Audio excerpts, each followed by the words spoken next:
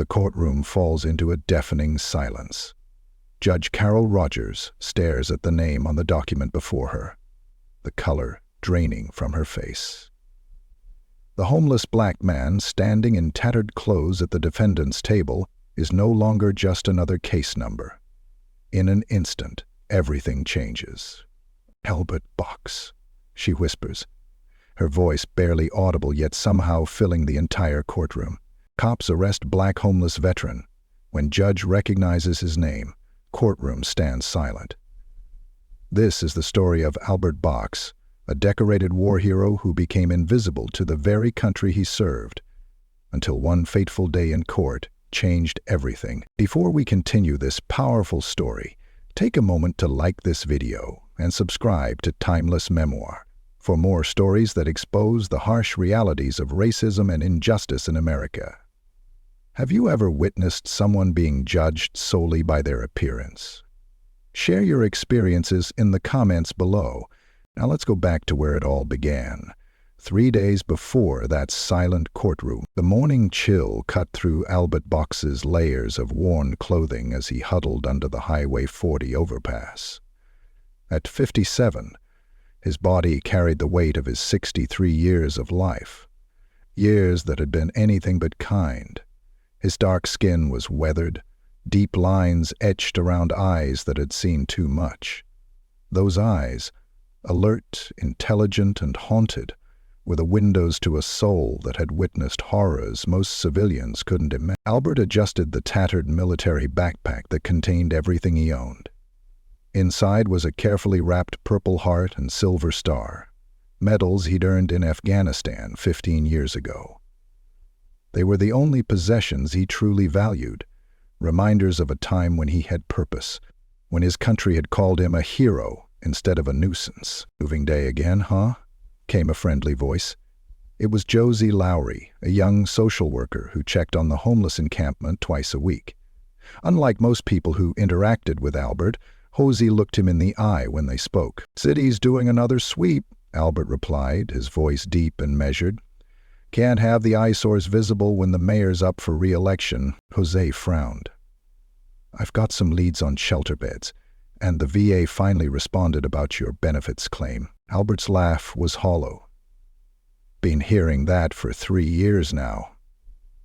He carefully folded his tarp, movements precise and methodical, the military discipline still evident in everything he did. "I'm not giving up on you, Albert," Jose said, handing him a card with his number. "Neither should you." Albert pocketed the card without comment. He had learned long ago that hope was a luxury he couldn't afford. The PTSD that had derailed his life after his 3rd tour made civilian existence a daily battle. The nightmares, the flashbacks, the inability to hold down a job, they had all contributed to his downward spiral. His ex-wife had tried to help, but eventually she'd taken their daughter and moved to another state. He couldn't blame her. Across town, officers Thomas Grant and Dustin Carlisle began their patrol shift in the downtown business district. Grant, a 15-year veteran of the force, scrolled through the morning briefing on his tablet. "Another homeless sweep today," he muttered. Mayor wants the streets cleared before his press conference. Carlisle, younger and only 3 years on the force, adjusted his body camera. "Same spots as last time, plus the shopping district. Business owners are complaining again." Grant's voice carried the weariness of a man who'd seen the same cycle repeat too many times. "They push them out, they find new spots, we push them out again. Nothing ever changes. Maybe if the city actually funded those housing programs instead of just talking about them," Carlisle suggested. Grant shot him a look. "Save the social worker routine, rookie. Our job is to enforce the law, not fix society." As their patrol car rolled through downtown, Carlisle noticed how Grant's demeanor changed when they approached different citizens. Respectful and friendly with business owners, curt and suspicious with anyone who looked out of place. It wasn't always explicit, but Carlisle had noticed that Grant's patience wore thinnest with people of color, especially those who appeared homeless. By midday, Albert had made his way to the shopping district. He knew the risks of being there during a sweep. But he also knew that the coffee shop on the corner sometimes gave away unsold pastries at the end of the lunch rush. His stomach growled as he positioned himself discreetly near the alley, careful not to block the sidewalk or approach any customers. The manager, a woman named Sarah, who had shown him kindness before, caught his eye and gave a subtle nod. Albert understood the signal. Wait until the rush died down. He settled against the wall, his military backpack clutched close to his chest, and closed his eyes for just a moment. That moment of rest would change everything. Sir, you can't sleep here." Albert's eyes snapped open, combat reflexes still sharp after all these years. Officer Grant stood over him, hand resting casually on his holster. Officer Carlyle hung back, watching the interaction with a guarded expression. "I wasn't sleeping," Albert said calmly, beginning to rise. "Just resting my eyes while waiting for—" "Remain seated," Grant ordered, his tone hardening. "ID, please." Albert slowly reached for the worn wallet in his back pocket. "I'm not causing any trouble, officer. We've had complaints about loitering and panhandling," Grant said, though no such complaints had come in about Albert specifically. "This is a business district, not a shelter." Albert handed over his expired driver's license, the only identification he still possessed. His VA card had been stolen months ago at a shelter, and the bureaucratic nightmare of replacing it had proven too overwhelming. Grant examined the ID with obvious skepticism. Albert Box. "This is expired." "Yes, sir. Been trying to get it renewed, but without a permanent address." "Stand up, please," Grant interrupted. "Are you carrying any weapons or anything that might stick me?" "No, sir," Albert replied, the "sir" coming automatically from years of military discipline. He rose slowly, careful to make no sudden movements. His knees ached from the cold and from old injuries sustained in combat. Sarah, the coffee shop manager, had noticed the interaction and stepped outside. "Officers, he's not bothering anyone. He's a regular around here, never causes problems." Grant barely glanced at her. "Ma'am, please return to your business. We're conducting an investigation." "Investigation of what?" she pressed. "Standing while being homeless?" Carlyle shifted uncomfortably, but remained silent as Grant's expression darkened. "Turn around. Hands against the wall," Grant ordered Albert, ignoring Sarah completely. Albert complied, the humiliation of the moment burning in his chest. As Grant began patting him down, Albert spoke quietly. "My backpack has my military medals in it. Please be careful with them." Something in Grant's demeanor changed, a subtle tightening of his movements. "Military, huh? Everyone's a veteran when they're in trouble." The dismissal in Grant's voice cut deep. Albert had heard that tone before, the assumption that he was lying, that someone who looked like him couldn't possibly have served his country with honor. "Afghanistan. 3 tours. 75th Ranger Regiment," Albert stated simply, dignity evident in his voice despite his circumstances. Grant scoffed as he roughly opened Albert's backpack. "Sure you were." When Grant's hands closed around a cloth-wrapped bundle containing Albert's medals, something in Albert broke. "Careful with those, please," he said, his voice rising slightly as he turned his head. "Face the wall," Grant snapped. "Those medals are all I have left." "I said, face the wall." Grant's voice rose as he shoved Albert forward. The instinctive reaction was immediate. Albert's body tensed, his hand coming up defensively. It never touched Grant, but the officer immediately stepped back, hand going to his weapon. "He's resisting," Grant shouted, and in seconds, Albert found himself slammed against the wall, his cheek pressed against the cold brick. "I'm not resisting," Albert said clearly, forcing his body to go completely limp despite every instinct screaming at him to defend himself. "I'm complying." Carlyle finally stepped forward. "Grant." "He's not fighting," but Grant was already spinning Albert around, forcing his hands into cuffs that bit into his wrists.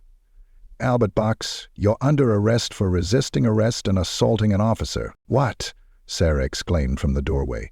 "He didn't assault anyone. I saw the whole thing." "Ma'am, interfere again and you'll be arrested too," Grant warned.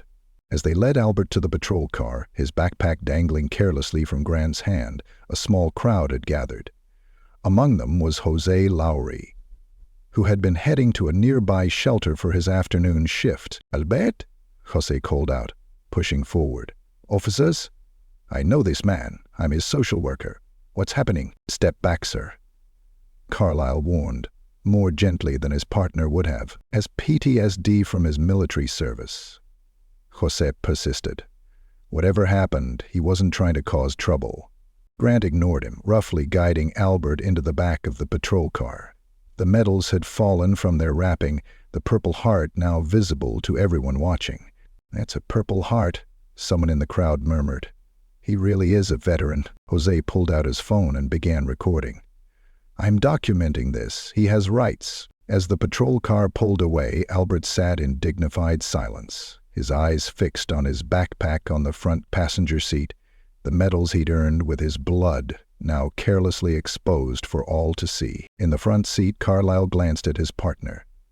"Maybe we should verify his service record." Grant's jaw tightened. "He took a swing at me. Veteran or not, that's assault." "I didn't see a swing," Carlyle said quietly. "You weren't in position to see it," Grant replied, his tone making it clear the discussion was over. "Write it up exactly as I reported it." In the back seat, Albert closed his eyes. This wasn't the first time he'd been profiled, harassed, or wrongfully accused.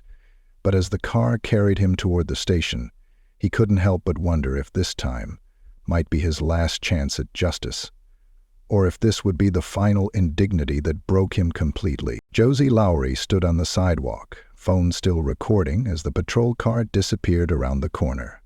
Unlike Albert, he still believed in the possibility of justice. He just wasn't sure if the system was capable of delivering it. The holding cell smelled of disinfectant and despair. Albert sat on the metal bench, back straight, hands folded in his lap, the military bearing impossible to erase even after years on the streets. The charge of assaulting an officer was serious, carrying potential prison time. At his age, with his health issues, prison could be a death sentence. The public defender assigned to his case, a harried young woman named Melissa Chen, flipped through his file with obvious fatigue. She had 23 other cases that day. "Mr. Box, the officer's report states you took a swing at him during a lawful stop and search," she said, not looking up from the paperwork. "That's not what happened," Albert replied evenly. "I raised my hand defensively when he shoved me. I never swung at him." Chen finally looked at him, really looked at him, and something in her expression softened. "There were witnesses?" "The coffee shop manager. My social worker arrived toward the end. Others on the street." She made a note. "Your military service. It's mentioned here that you claim to be a veteran." "I don't claim to be anything, ma'am. I served 3 tours in Afghanistan with the 75th Ranger Regiment, honorably discharged in 2009 after being injured in an IED explosion." Chen's pen paused. "Do you have documentation?" "My medals were in my backpack. Purple Heart, Silver Star. The VA has my records, but getting copies has been..." He trailed off, the exhaustion of fighting bureaucracy for years evident in his voice. "I'll see what I can do to verify that before the arraignment," she said, though they both knew the system moved too slowly for that to happen. "The prosecutor's offering a deal. Plead guilty to disorderly conduct, time served, 3 months probation." Albert's expression remained impassive. "And if I don't take the deal?" "They'll pursue the assault charge. With Officer Grant's testimony and his spotless record, it will be difficult to fight." "His spotless record," Albert repeated quietly.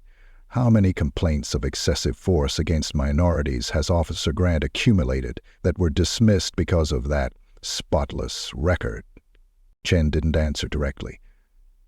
"The system isn't perfect, Mr. Box." "No, ma'am, it isn't." Albert straightened his shoulders. "I won't plead guilty to something I didn't do. Not again." Chen looked surprised. "Again?" 2 years ago. Trespassing charge for sleeping in a park after hours. I took the plea because I couldn't fight it. 6 months ago, aggressive panhandling, when I was simply sitting quietly with a sign. Took the plea because I had no choice. His eyes met hers steadily. I'm tired of pleading guilty to exist while black and homeless. Something shifted in Chen's demeanor.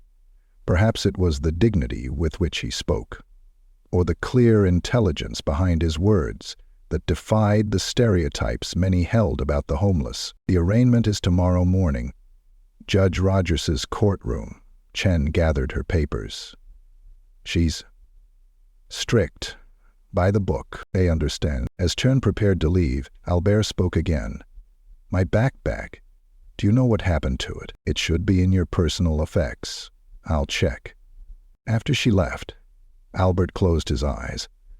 In Afghanistan, he'd survived firefights, explosions, and the constant threat of death. He'd been decorated for bravery under circumstances that still haunted his dreams. Yet here, in the country he'd risked his life to serve, he was just another black man in a holding cell, presumed guilty, his word worth less than nothing against police officers. Across town, Officer Carlyle sat in his car after his shift, staring at his computer screen. He'd pulled up Albert Box's name in the military service database, something Grant had not bothered to do. What he found made his stomach turn. Staff Sergeant Albert Box, 75th Ranger Regiment, 3 tours in Afghanistan. Purple Heart recipient after an IED attack that killed 2 of his squad members. Silver Star for bravery when he carried those wounded men to safety, despite his own injuries. The man they'd arrested wasn't lying. He was exactly who he said he was, a decorated war hero who had fallen through the cracks of a system that had promised to care for him. Carlyle printed the service record and sat with it in his hands, facing a moral dilemma that would define the rest of his career. To speak up meant potentially betraying his partner and facing ostracism within the department. To remain silent meant betraying justice and his own conscience. Meanwhile, Josie Lowry was making calls. To veteran advocacy groups, to local media contacts, to anyone who might listen. The video he'd taken had already been shared in community groups, generating outrage but little mainstream attention. One more black homeless man arrested. Wouldn't make headlines unless they made it happen. His arraignment is tomorrow, Judge Rogers' court. Jose told a contact at the Veterans Justice Outreach Program. We need to verify his service record before then. Rogers is tough, came the reply, but she's fair. If you can prove his service, I'm trying, Jose said. But the system moves too slowly for those who need it most. As night fell, Albert lay on the thin mattress in his cell, staring at the ceiling. Tomorrow he would face Judge Carol Rogers, known for her no-nonsense approach and strict adherence to the law. He had no illusions about his chances. In his experience, the law was applied differently depending on who you were, what you looked like, and what resources you had. Still, as he had done every night since leaving the service, Albert whispered the names of the men who hadn't made it home. The brothers he'd carried from that burning Humvee. He'd survived when they hadn't.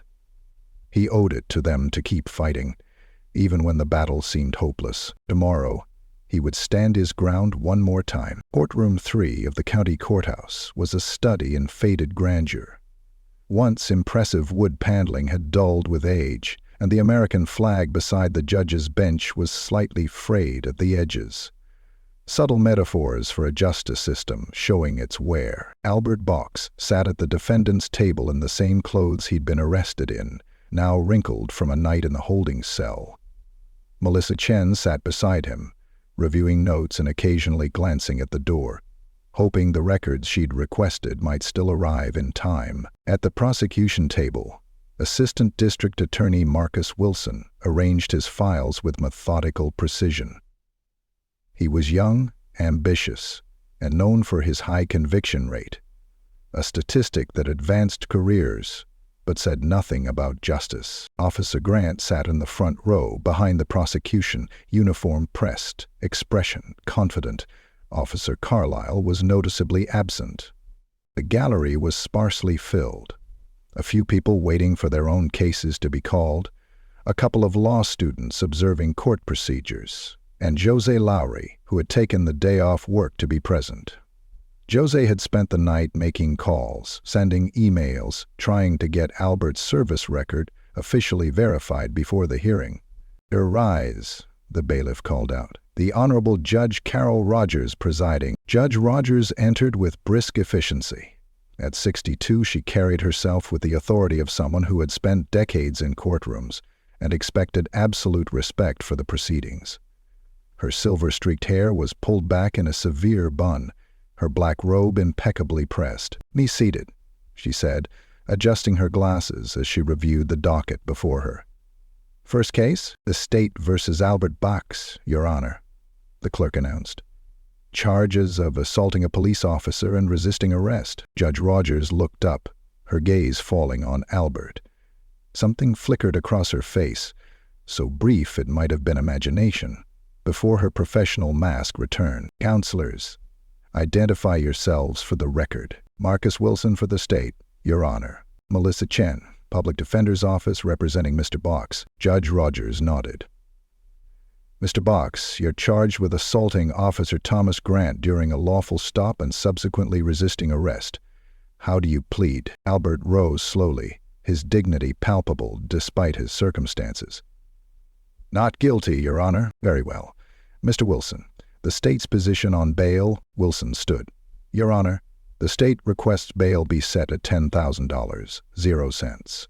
The defendant has no fixed address, making him a flight risk, and the violent nature of the offense." "Objection," Shen interrupted. "My client has no history of violent offenses, and the characterization of this incident as violent is prejudicial and unsupported by witness accounts." Judge Rogers raised an eyebrow. "Ms. Chen, you have witness statements contradicting the officer's report?" "We're gathering those now, Your Honor. The coffee shop manager witnessed the entire interaction, as did my client's social worker, who arrived during the arrest. Both contradict Officer Grant's claim that my client took a swing at him." Wilson scoffed quietly.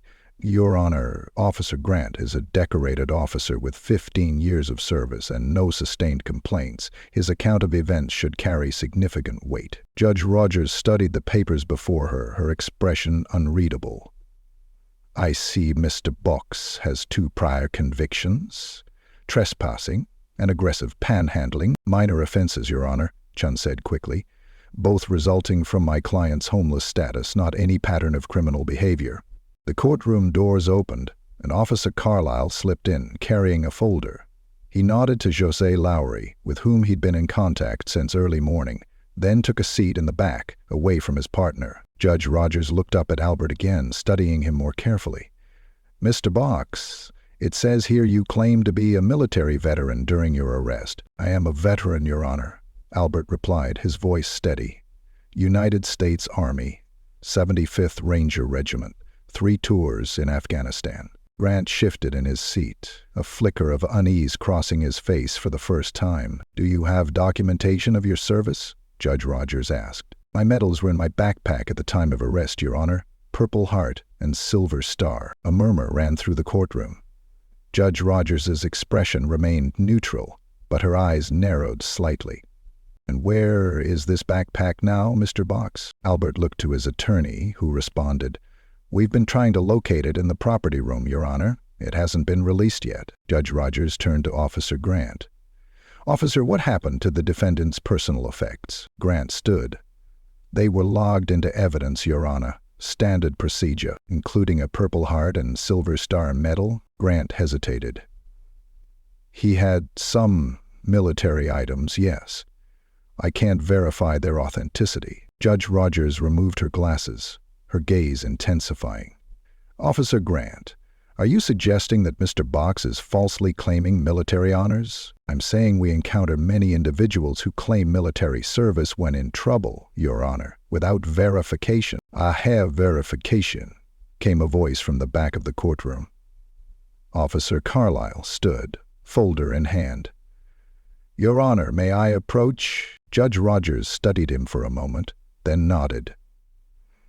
You may. As Carlyle walked forward, Grant stared at his partner in disbelief.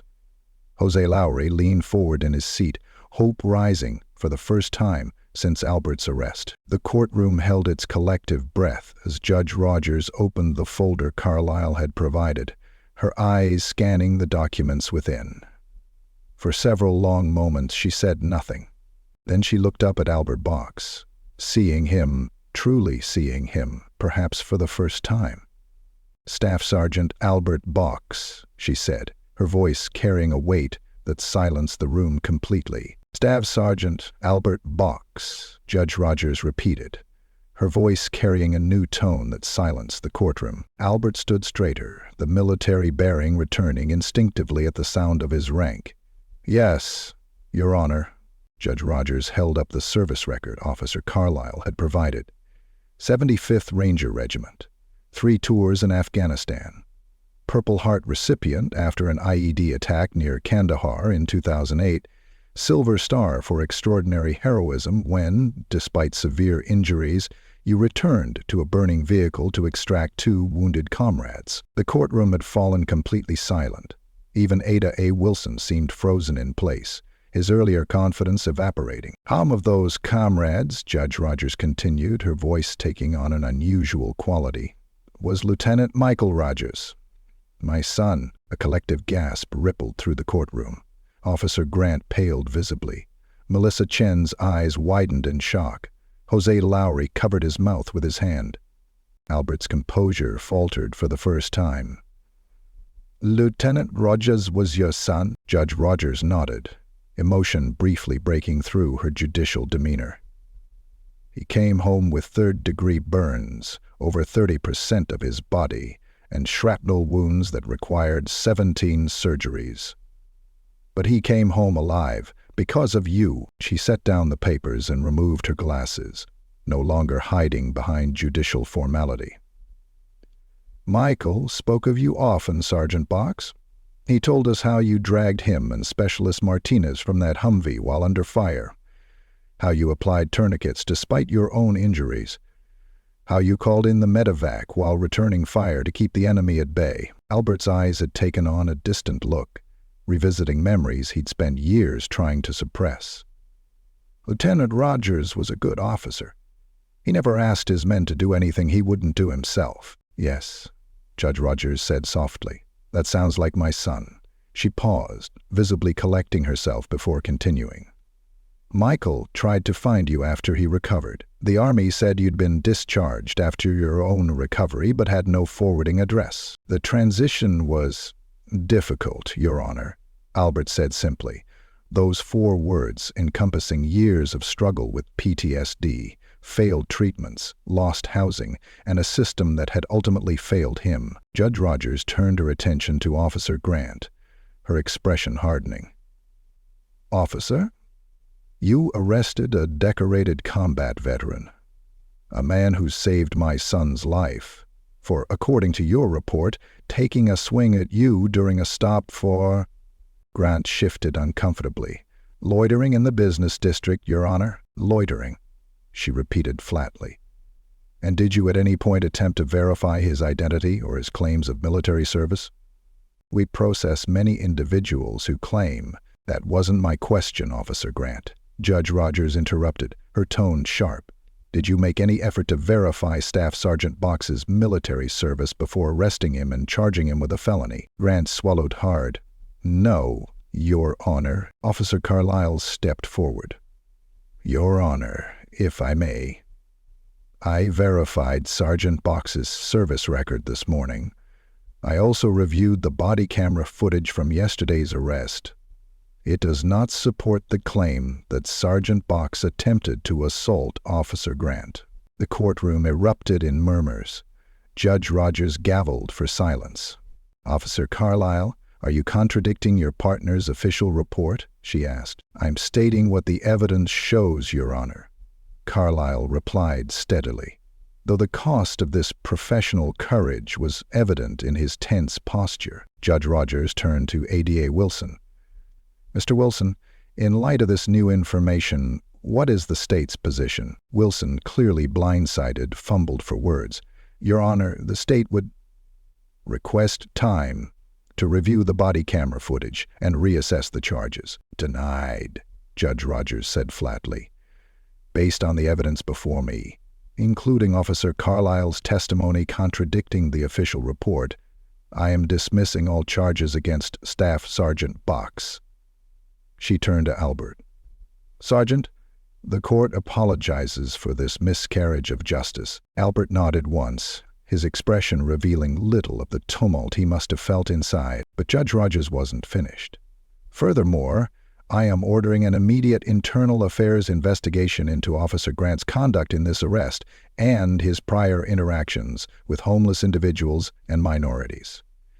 She fixed Grant with a steely gaze.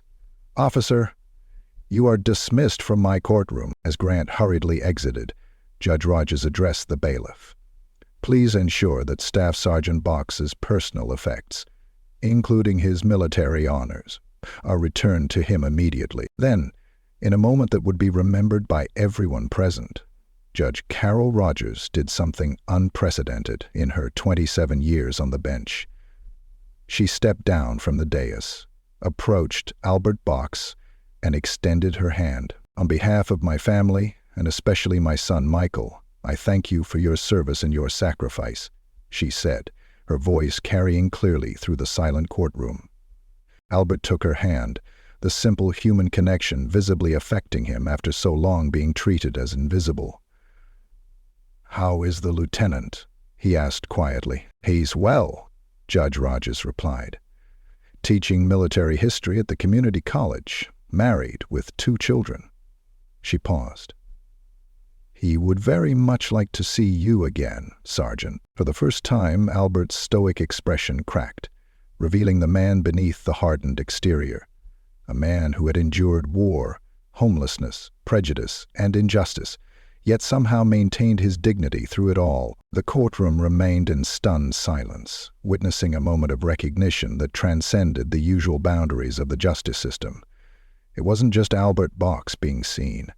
It was a glimpse of a world where people were valued for who they truly were, not judged by their circumstances or appearance. Jose Lowry wiped tears from his eyes. Melissa Chen sat in shocked silence. Officer Carlisle stood tall, knowing his career might suffer, but his conscience was clear. And in the center of it all stood Albert Box. No longer invisible, no longer just another homeless black man to be swept from the streets, but recognized at last for the hero he had always been. The aftermath of that extraordinary courtroom moment unfolded with the speed and intensity of a gathering storm. By afternoon, local news vans had gathered outside the courthouse, and by evening, Albert Box's story had gone national. A powerful narrative about a decorated veteran failed by the system, racial profiling and policing, and an unexpected courtroom revelation that changed everything. Judge Rogers, normally intensely private about her family, made an exception. She stood beside Albert at a press conference, her judicial reserve softened by genuine emotion. Today, we witnessed not just the correction of an injustice, but a reminder of our collective failure to honor those who have served our nation, she told the assembled reporters. Staff Sergeant Box saved my son's life in Afghanistan. That I would encounter him years later in my courtroom, homeless and wrongfully accused, speaks to how profoundly we have failed our veterans. Albert, now wearing clean clothes provided by a veterans organization that had immediately stepped forward, spoke briefly and with characteristic dignity. I don't want special treatment because of my service, he said, his deep voice steady. I want the same justice and respect that should be afforded to every citizen, regardless of their housing status, the color of their skin, or their economic circumstances. The police department, facing intense scrutiny, placed Officer Grant on administrative leave, pending investigation. Chief Williams issued a carefully worded statement promising a thorough review of policies regarding interactions with homeless individuals and veterans. Officer Carlisle, braced for backlash from fellow officers for breaking the blue wall of silence, instead found unexpected support from many colleagues who had long been uncomfortable with Grant's conduct but had never found the courage to speak up. I just did what was right, he told Jose Lowry when they met for coffee the day after the hearing. I couldn't look at myself in the mirror if I'd stayed silent. Jose nodded. That's how change happens. One person deciding that truth matters more than comfort. For Albert, the changes were both immediate and overwhelming. Lieutenant Michael Rogers, now Professor Rogers, arrived at the courthouse within hours of learning that the man who had saved his life had been found. Their reunion, captured by news cameras but too personal for words, showed two men embracing. One in a professor's blazer with a cane to support his injured leg, the other in donated clothes that couldn't hide his years on the street. They spoke privately for hours, bridging the years and vastly different paths their lives had taken since that burning Humvee in Afghanistan. My father died while I was deployed, Albert explained to Michael as they sat in a quiet corner of a veterans center. The house went into foreclosure. When I came back with PTSD, there was nowhere to go. The VA had a 2-year waiting list for mental health services. I tried, Michael. For a long time, I really tried. Michael Rogers gripped Albert's shoulder. You're not trying alone anymore. Within days, Albert had temporary housing in a veterans program. Within weeks, with Judge Rogers' influence cutting through bureaucratic red tape, his long-denied VA benefits were approved. The back pay alone would provide financial stability he hadn't known in years. But perhaps the most profound change came in the community itself. Albert's story had put a human face on issues that many had found easy to ignore. Veteran homelessness, racial profiling, mental health care gaps, and the dehumanization of those living on the streets. The coffee shop where Albert had been arrested held a community forum, inviting local officials, police representatives, and homeless advocates to discuss concrete solutions. Sarah, the manager who had witnessed Albert's arrest, had become an unexpected activist. We can't just feel bad about this for a news cycle and then go back to business as usual, she told the packed room. This isn't about one veteran who happened to save a judge's son. It's about seeing the humanity in everyone, regardless of their circumstance. Jose Lowry found himself suddenly in demand as a speaker and consultant, using Albert's case to advocate for better coordination between social services, veterans programs, and the justice system. Albert Box shouldn't have had to be a war hero to be treated with dignity, he said repeatedly in interviews. Every person deserves that basic respect. For Albert himself, the adjustment to his new circumstances came with challenges. Years of hypervigilance and survival on the streets had left deep marks. The first night in his new apartment, he slept on the floor beside the bed, the comfort of a mattress too foreign after so long, but he was healing. With proper treatment for his PTSD, reconnection with battle buddies who had thought him lost, and a community that now saw him as a person of value, Albert began the long journey back to himself. 6 weeks after that fateful court hearing, Albert stood before a different kind of audience. A classroom of criminal justice students at the community college where Michael Rogers taught. Judge Rogers had asked him to share his experience as part of a new educational initiative on bias in the justice system. Looking out at the young faces, future police officers, lawyers, and judges, Albert spoke from the heart. The system didn't see me, he said simply. It saw a homeless black man, a problem to be removed from view. Not a veteran, not someone's father, not a human being with dignity and rights, just a problem. He paused, his gaze steady. By one person choosing to see beyond assumptions can change everything. Officer Carlyle chose to verify my story instead of accepting his partner's version. Judge Rogers chose to listen. My friend Jose chose to advocate when others walked by. In the back of the classroom, Josie Lowry nodded, pride evident in his expression. The justice system is made of people making choices, Albert continued. Choose to see the full humanity in everyone you encounter, especially those society has made invisible. That's how real justice begins. As Albert concluded his talk, the students rose in a standing ovation. Not because he was a decorated veteran or because his story had made national news, but because his words had touched something fundamental about justice, dignity, and the power of being truly seen. Outside the classroom, Officer Carlyle waited to drive Albert to his next appointment, a meeting with city officials about a new veteran outreach program Albert was helping to design. "Ready, Sergeant?" Carlyle asked with genuine respect. Albert nodded, the ghost of a smile crossing his face. "Ready." As they walked through the campus, students and faculty nodded in recognition. Albert Box was no longer invisible, and in his newfound visibility lay the seeds of change. Not just for one man, but for a system that had failed too many for too long. The story of Albert Box, from decorated war hero to homeless veteran to catalyst for change, resonates far beyond one courtroom moment or one man's journey. It illuminates the shadows where our societal failures hide, in the gaps between our professed values and our actual treatment of veterans, in the biases that shape how we perceive those living on the margins, and in the courage required to challenge systems that perpetuate injustice. 6 months after that silent courtroom, Albert stood at a podium in City Hall as Mayor Williams signed the Box Initiative into law, a comprehensive program connecting homeless veterans directly to housing, mental health services, and legal advocacy. The program specifically addressed racial disparities in how homeless individuals were treated by law enforcement and the courts. "This isn't about me," Albert told the assembled crowd, his voice stronger now, his posture reflecting a man who had reclaimed his place in the world.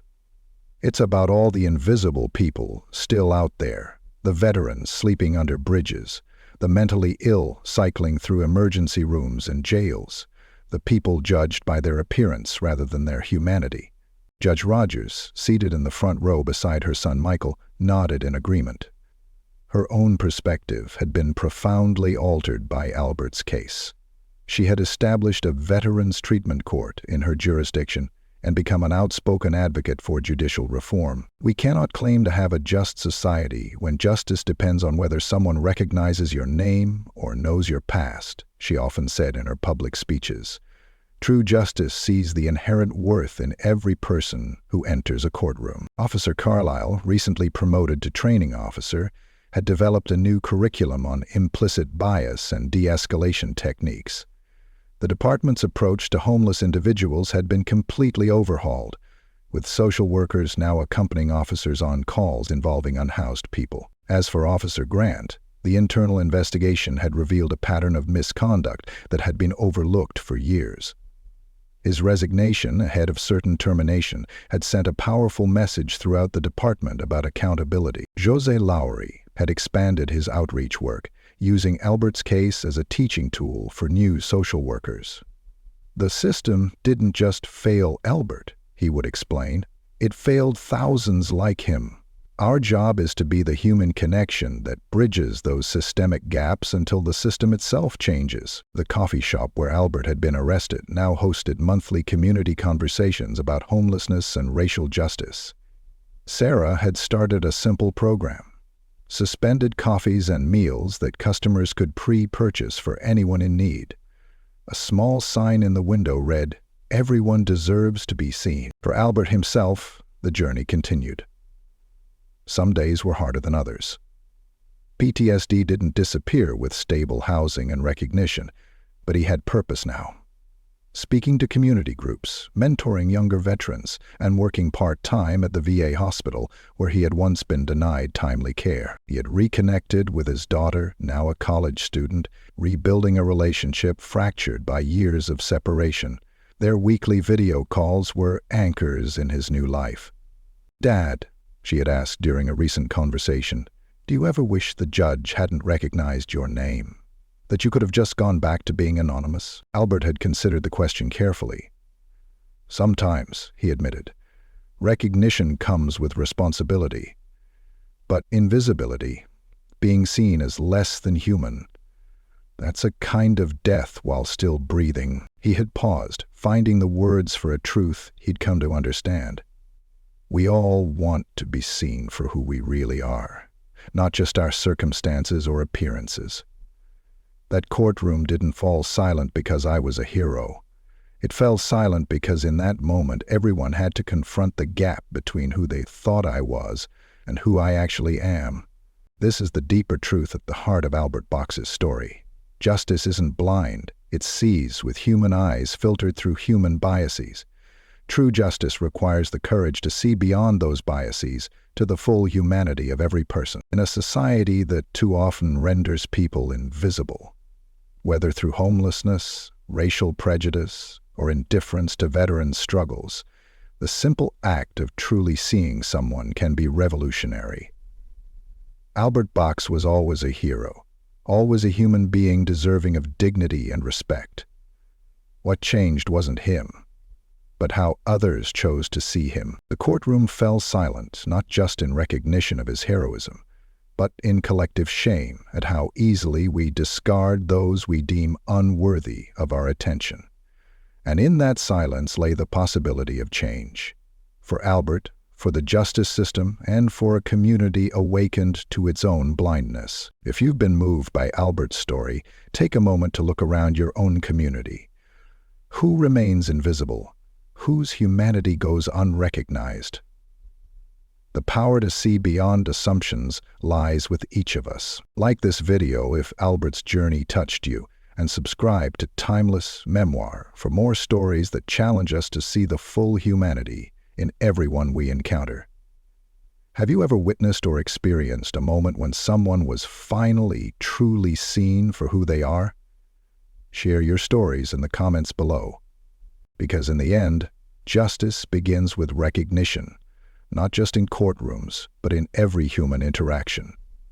And that recognition starts with you.